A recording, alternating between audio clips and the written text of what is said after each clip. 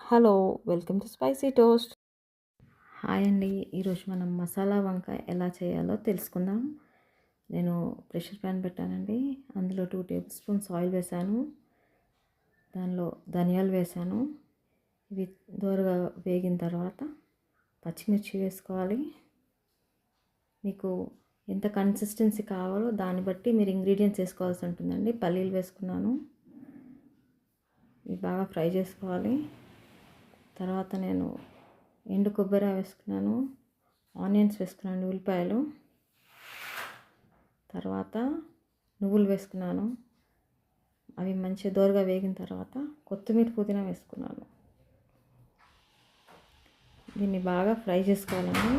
దోరగా వేయించుకున్న తర్వాత మిక్సీ పట్టాలి. జార్లో వేసిన తర్వాత అల్లం వెల్లుల్లిపాయ వేసాను నేను అందులో. తర్వాత చింతపండు వేసుకోవాలి.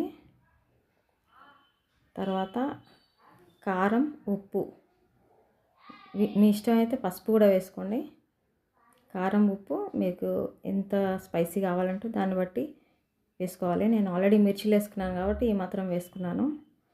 సో దీన్ని పేస్ట్ చేసి పక్కన పెట్టుకోవాలి.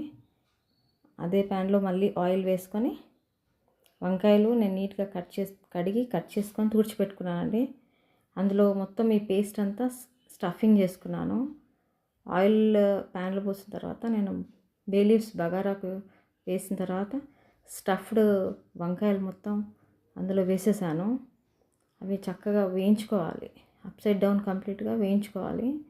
ఇలా వేయిన తర్వాత ఈ పేస్ట్ మొత్తం అందులో వేసుకోవాలండి. మీకు వాటర్ కన్సిస్టెన్సీ, మీకు గ్రేవీ ఎలా కావాలనుకుంటే అలా మీరు వాటర్ యాడ్ చేసుకోవచ్చు. యాడ్ చేసుకున్న తర్వాత బాగా మిక్స్ చేసుకొని కుక్కర్ మీద మూత పెట్టుకోండి. లిడ్ పెట్టుకున్న తర్వాత నేను 2 విజిల్స్ పెట్టుకున్నానండి. 2 విజిల్స్ పెట్టుకున్న తర్వాత నాకు గ్రేవీ ఇలా అయింది. అంతే అండి. మసాలా వంకాయ ఇలా చేస్తే చాలా రుచిగా ఉంటుంది. Thank you so much for watching my channel అండి. ఒకవేళ మీకు కనుక మా రెసిపీ నచ్చినట్టయితే సబ్స్క్రైబ్ టు స్పైసీ టోస్ట్.